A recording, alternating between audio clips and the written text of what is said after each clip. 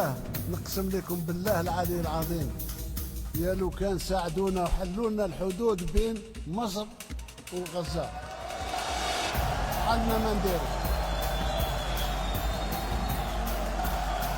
عندنا ما نديرو، عندنا ما نديرو. وراني توعدت والجيش راه جاهز، مجرد ما يحلوا لنا الحدود